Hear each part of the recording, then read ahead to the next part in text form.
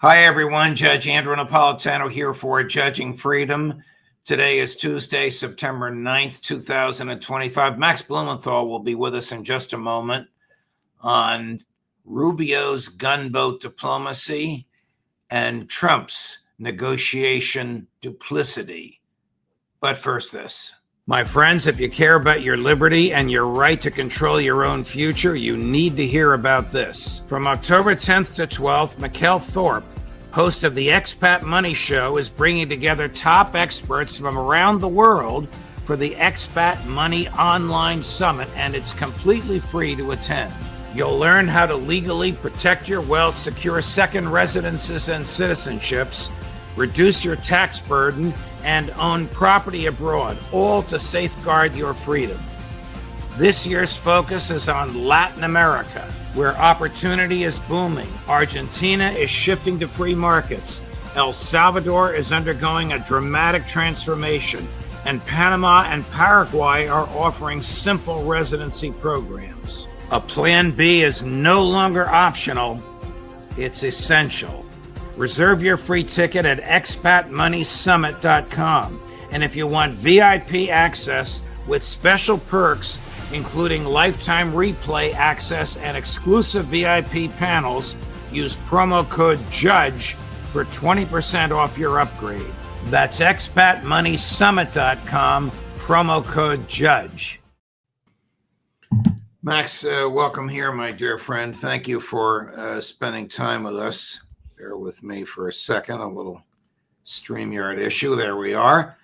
What happened in Qatar earlier today, and what is the backstory as you understand it?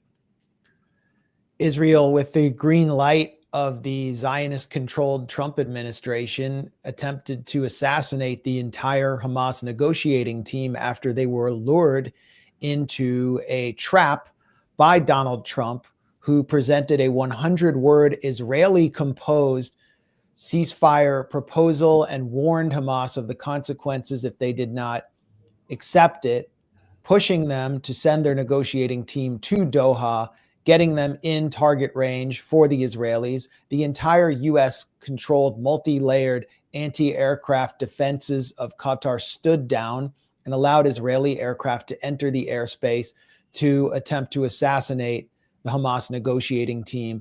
The attack failed, but killed the son of the chief Hamas negotiator, Khalil al-Hayya, as well as two members, elite members of Qatar's security services. And the negotiations are now dead. The mask is off. There never were any negotiations. It was always covered just to keep the genocide going, and there never was any rules-based order or international law. We've just had the whole mask lifted on the entire operation, and there's nothing left but a regime of global gangsterism that spans between Tel Aviv and Washington. And Trump has literally outsourced his entire policy in the region to Netanyahu. Isn't this the third time that Trump has lured people into a negotiation trap? Once the attack on Nasrallah, once in Iran, and now this. Who would negotiate with the United States knowing that this is the way Trump operates? It's not negotiation. When you negotiate with the United States, it's not negotiation, it's orchestration. Donald Trump was orchestrating a surprise, unprovoked Israeli attack on Iran as Iran negotiated with Trump over its nuclear program. And this was eventually admitted first by the Israelis, who wanted to force Trump into admitting this. Hamas has many, many times been taken into a trap by Steve Witkoff, and every single one of its negotiators has been assassinated by Israel wherever they are. Salah Arori, assassinated in Beirut. Ismail Haniyeh, assassinated in Tehran, where he was celebrating the new president's inauguration. And now this attack in Doha, where 10,000 U.S. troops are stationed at the Al Udeid Air Base. A complete humiliation of Qatar, unless they were in on it, which is a very distinct possibility. And among the targets was Khalid Mashal, who survived an Israeli assassination attempt when he was in, I believe, Jordan at the time. They attempted to poison him, but were forced into giving the antidote because the Mossad assassins were actually captured. So this is just an expansion of Israel's global gangsterism to the point where it's clear that there are no negotiations. There's no point in negotiating. Israel has moved into final solution mode in Gaza. The Trump administration has given them a complete green light and support for anything they want to do. And this is what we're faced with. Does Hamas have the wherewithal to resist the IDF, or are their backs to the wall? Well, you mean in the Gaza Strip? Yes. Well, it's very clear that the Israeli military has the ability to destroy at will. And what they're doing in Gaza City right now is destroying all the major high rises to deprive the population of any living space outside of tents. Gaza is a giant tent encampment right now. And the objective has been spelled out in the Gaza Riviera documents that have been passed around between various consultancy groups hired by the Israeli and Zionist controlled Trump regime, which is destroy everything, move people into biometric concentration camps, and then expel them. It's an ethnic cleansing campaign. The state terror that we're witnessing in Gaza City is unparalleled. Literally every high-rise residence is coming down. Netanyahu claims they're being used for Hamas spotting and surveillance of Israeli troops. That's a lie. And in fact, and this was widely reported in Israeli media back in May, Netanyahu told members of Knesset that he was going to destroy as many houses in Gaza as possible so the population there would have nowhere to live. It's the crime of the century. And anyone who gets in the way, including diplomatic negotiators, has a target on their back now. Well, listen to this nonsense. Moments ago, Trump's press secretary, Carolyn Levitt, unilaterally bombing inside Qatar does not advance Israeli or America's goals. However, eliminating Hamas, who have profited off the misery of those living in Gaza, is a worthy goal. She then claims President Trump spoke to the Emir and Prime Minister of Qatar, thanked them for their support and friendship, and assured them that such a thing will not happen again on their soil. Who the hell would take his word for it after he just orchestrated this? Well, the Emir and the Al Thani clan have a lot of splaining to do because they gave Donald Trump a $400 million jet that he hopes to convert into Air Force One as a gift. And they have invested hundreds of millions of dollars in Trump Incorporated. Three of their top lobbyists in Washington are in the top Trump administrations. Lee Zeldin at the EPA, Kash Patel at the FBI, and Pam Bondi at DOJ. Pam Bondi was the top lobbyist for Qatar through Ballard Partners in Florida, which got the contract. So what did they get? This is how Trump has repaid them. And what are they going to do to retaliate? Nothing. Are they going to kick the 10,000 troops out, kick out the Al Udeid Air Base? No, because they are engaged, as the Emiratis and Saudis are, in a kind of protection racket where they allow the U.S. to place these bases on their soil and yet still open themselves up for Israeli attacks. And in exchange, the U.S. protects their oil fields. And basically all their countries are oil fields with U.S. military bases and a slave class that provides all the services. So the mask is off for them as well. And Caroline Levitt is just adding insult to injury, because we know what the Trump administration is really about. The Trump administration isn't even hiding it.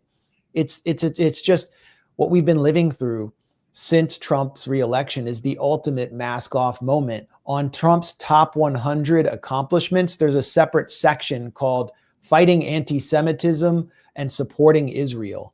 And they acknowledge that striking Iran, sanctioning the International Criminal Court, and withdrawing from all of these UN institutions, they did it all for Israel. They're not even pretending that there is some American interest anymore. It's the ultimate validation of the thesis of Stephen Walt, and John Mearsheimer.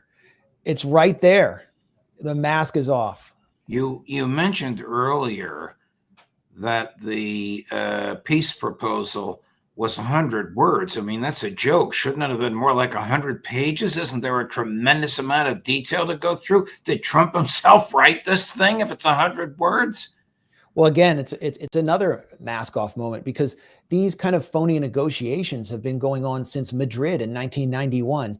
And all they were these elaborate, long negotiations with endless meetings and so much money expended on paying for hotels for the peace processors.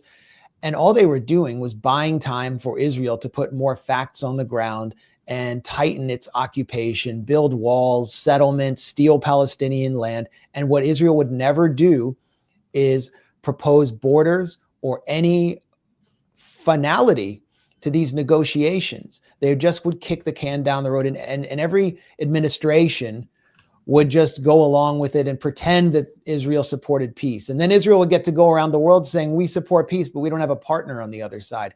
Now Trump puts forward a 100-word proposal, which basically says nothing, offers the Palestinians nothing, and Trump tells them, if you don't accept this complete document of complete submission, which offers you nothing, you will all die. 2 days later, Israel moves in and attempts to assassinate the entire negotiating team in a foreign capital. So that's what the peace process has always been about.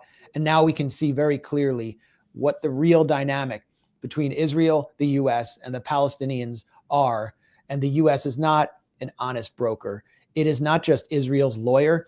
It's Israel's assassination subsidiary. Has the Netanyahu regime claimed that it succeeded in assassinating the Hamas leadership today? Netanyahu said that this is actually going to encourage better negotiations. I mean, of course, he's taking credit for this. It's going to improve the Israel's negotiating leverage, because when you negotiate with Israel, you're always negotiating with a gun to your back. And if you don't accept their conditions, which is total, absolute submission, then you are dead. So this is a great message for the United Arab Emirates, which is normalized with Israel under the Abraham Accords, and the Saudis, who are being pushed to normalize with Israel, and the Egyptians, who are being pushed to open up the Rafah crossing and allow Israel's ethnic cleansing campaign to continue.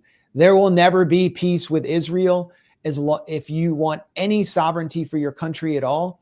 You will die. You will be attacked. And I believe Egypt is next. Egypt is in the crosshairs if they refuse Israel's final solution, which is contingent on opening the Rafah crossing to allow them out into Egypt. Egypt is the last Arab country that has a strong military. Of course, it was provided by the U.S. Of course, it's a U.S. They rely on U.S. spare parts, but they still have the ability to stand up to Israel. And Israel's worried about that. So I think what we're witnessing now is the expansion of Israel's global warfare into realms we never thought, or we haven't imagined could be possible, especially after the Camp David Accords. And let's also remember that Israel attacked Tunis yesterday to kill Greta Thunberg. Okay, in 1985, Israel sent a commando team to kill PLO officials in Tunis. And they came back, 40 years later to kill Greta Thunberg. I mean, that just shows you it's a perfect example of the insanity and psychosis of Israel, but also the fact that they are operating on all fronts and even going after activists. They literally they're accused of drone attacking the boat that Greta Thunberg was on while it was in port in Tunis. Right. Switching gears, if we could, why is Rubio accusing visa applicants from Latin America of being Chinese spies? I mean, you can't make this up. I guess so they can pull the visas. I mean, he'll say anything. Why is he accusing Nicolas Maduro of running the global narco trafficking cartels when it's actually Ecuador and President Daniel Noboa, whose family is directly responsible for overseeing the majority of shipping routes of cocaine to the US and Europe. And Marco Rubio was just in Quito to rub shoulders with Noboa and tout him as his top partner in the drug war. None of it makes sense. So Rubio is just offering another rationale for the Trump administration to cancel visas from Latin America as they celebrate the fact that the foreign-born population in the U.S. has declined by 3% precipitously since Trump re-entered office. Forgive me for going back to Qatar. I forgot to ask you this. Have there been international condemnations? Has Egypt said anything? Has Saudi Arabia said anything? Has Jordan said anything? Has Erdogan of Turkey said anything? Oh, yeah. Turkey was attacked by Israel just yesterday. Can you believe it? They were attacked in Palmyra, Syria, but Turkey was setting up a base to train the new military of the Syrian junta of Ahmed al-Sharaa, just to professionalize his military. So Israel bombs them. I mean, this is an attack on Turkey. So yes, all of those countries have condemned it. The United Arab Emirates has issued a very strong condemnation. So has France, I believe Italy, the EU countries are condemning it. This is a US-Israeli operation, and it's about the seamless axis of messianic Zionist gangsterism that spans between Tel Aviv and Washington. And we have to ask questions about Qatar as well, and what they knew and when they knew it, and why their anti-air defenses were neutralized or not even activated, why their radar systems did not alert any Qatari authorities when Qatari security personnel have been killed. This is a huge insult. Isn't the United States' largest air base in that area in Qatar? Yeah, the Al Udeid Air Base. It's like the head of the snake. It's the main air base for attacking targets. Well, is it reasonable to assume that the Israeli jets that attacked this residential neighborhood this morning in Doha took off from that air base? No. They took off from a air base inside Israel, and they can easily reach that area. But just to, remind people, just a few months ago in June, Qatar's multi-layered air defenses were activated against Iranian ballistic missiles. One of them got through and struck a major communications center at Al Udeid, but the rest were intercepted. They were not activated in this case, and Qatar was left totally defenseless. The meeting of these Hamas negotiators, was conducted next to schools. The strike took place as school was getting out. There were civilians all around, and Qatar was left naked because it is a neo-colonial construction, and now it's exposed. By the way, where's the vaunted Qatar lobby in Washington to stop this? Well, they're in the Trump administration, and they're actually controlled by the Zionist billionaire class that answers to Netanyahu. So nobody replaced Bondi or Patel lobbying for Qatar, because they don't need lobbyists anymore, since their people are running major aspects of the executive branch. Lee Zeldin was recruited by Qatar as an influential Jewish Zionist Republican after 2017, when Saudi Arabia sort of laid siege to Qatar. They blockaded Qatar, and Qatar, Trump was in office. So Qatar said, who are the 100 most influential people in the Trump administration? Let's go for especially the Zionist Jewish influencers. They were sending Alan Dershowitz on apparently paid trips to speak at like Georgetown University's campus in Doha. They were recruiting Morton Klein from the Zionist Organization of America, one of the most anti-Muslim, anti-Palestinian figures in the country. And they were recruiting Lee Zeldin. And Lee Zeldin gets in the Trump administration. And obviously has no qualms about supporting this attack on Qatar. What were they getting out of it? Well, they did get Trump to get Saudi Arabia to stand down. In exchange, the word on the street is they were forced to contribute $150 billion into the U.S. economy to get Trump to do that. And, I saw it in Washington, like Qatar's, they're buying up otherwise kind of half dead downtown. They paid one night. The Washington Capitals had a playoff game that went late, and Qatar paid for the metro to stay open late. So you could kind of see it. And well, really, what are they getting in return for all of this? And this is the point that Iran constantly makes, and Ansar Allah constantly makes, is, yeah, we're getting attacked, but we at least have some dignity, and they're going to come for you too. So you might as well get your back up. Instead of dying on your knees, you should fight on your feet and not pay for this protection racket for your oil fields. And Hassan Nasrallah, this was one of his most famous statements, is you think that you're protected by the West, but they're going to come for you too. And his words resonate very strongly today. Max, thank you very much, my dear friend. It's a terrible, terrible state of, what can stop this? Nothing but Trump changing his mind or being embarrassed or humiliated into it. It's never been more clear. Like, the lines have never been more clearly drawn. There is a global rebellion taking place against this lawless Zionist borderless regime. We don't know where it starts or where it stops, but it's starting to poison our own societies. And when you see 900 people in the UK, many of them people over the age of 60, getting arrested just because they are declaring their support for Palestine Action, a direct action anti-war group that has been banned and defined as a terrorist group by the British government, then you know that a rebellion is going well out of it's spread well out beyond the control of these Western states. And so we're going to continue to see it spread as the repression grows. Thank you, Max. All the best. My best to your family. Thank you for your time. We'll see you again soon, my dear friend. Thanks very much. Of course. Coming up on all of this at 3:00 this afternoon, Colonel Karen Kwiatkowski, and a full day tomorrow, which I'll tell you about shortly. Judge Napolitano for Judging Freedom.